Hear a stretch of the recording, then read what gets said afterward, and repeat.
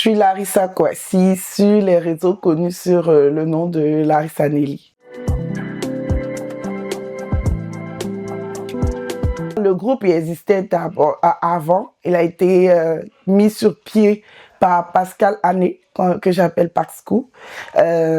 Lui, il est venu au Canada et puis il voulait ressentir cette chaleur ivoirienne qui lui manquait et il a mis sur place le groupe ivoirien du Canada pour...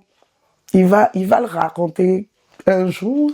Vraiment, c'était pour être dans le bain de la chaleur ivoire.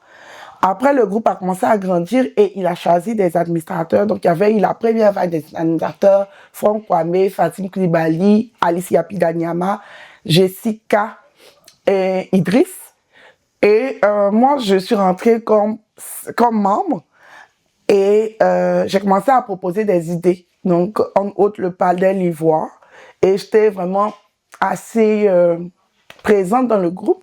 Et quand il y a eu, le groupe a continué d'augmenter, il y avait eu un recrutement et ils m'ont approché pour demander si je voulais pas être admin, vu que le groupe continuait de grandir.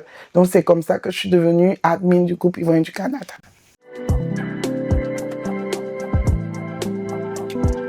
Nous, quand on a pris la relève en tant qu'admin, on a essayé de mettre des règles pour que on puisse vraiment vivre plus en harmonie.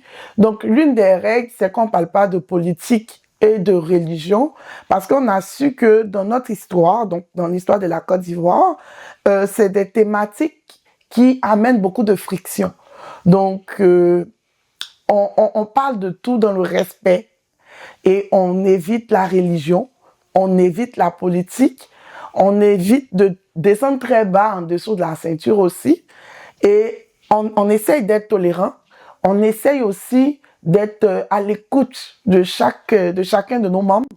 Et on essaye de s'entraider. Donc quand quelqu'un a un souci qui poste ou qui fait appel à nous, on essaye de faire comme on peut pour pouvoir s'entraider. Par exemple, je vais citer pêle-mêle, on a eu à acheter un ordinateur pour une de nos membres qui retournait à l'école.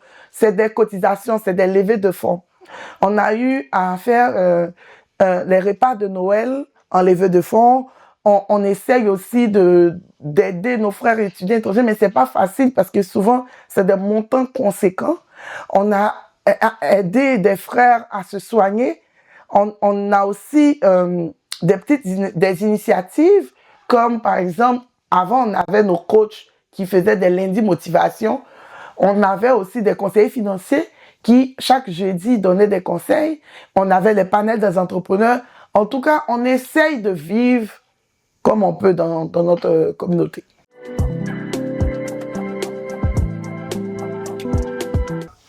Pour moi, les Ivoiriens s'intègrent vraiment, vraiment, vraiment souvent. Je me demande, mais comment on fait souvent pour arriver dans un pays, essayer de respecter, essayer de vivre aux normes. Et puis chez nous, souvent, tu as l'impression que quand on arrive là-bas, on ne fait pas ce qu'on fait ici. Les Ivoiriens s'intègrent, les Ivoiriens sont de plus en plus dans des postes de décision. Les Ivoiriens sont entrepreneurs. On a beaucoup d'entrepreneurs dans la communauté. On a un réseau qui est le réseau des entrepreneurs ivoiriens du Canada qui essaye de réunir tous les entrepreneurs de notre communauté et de les faire grandir tous ensemble. On a une fédération, la Fédération des associations ivoiriennes du Canada, qui essaye de mutualiser toutes les associations et d'avoir juste un seul interlocuteur avec les entités dirigeantes, que ce soit ivoiriennes ou canadienne. On a beaucoup d'initiatives dans notre communauté. Donc, je ne peux pas dire que les Ivoiriens ne s'intègrent pas. Non. Pour moi, ça va dans le positif. Mais on doit encore faire plus. On doit continuer de briller positivement. On doit que chacun, à son niveau, essaye d'être... Tu sais, il se voit en drapeau de Côte d'Ivoire, que chacun se voit comme un messager, comme un ambassadeur de la Côte d'Ivoire et que chacun se dise que à mon niveau, quand je fais quelque chose, c'est la Côte d'Ivoire qui le fait.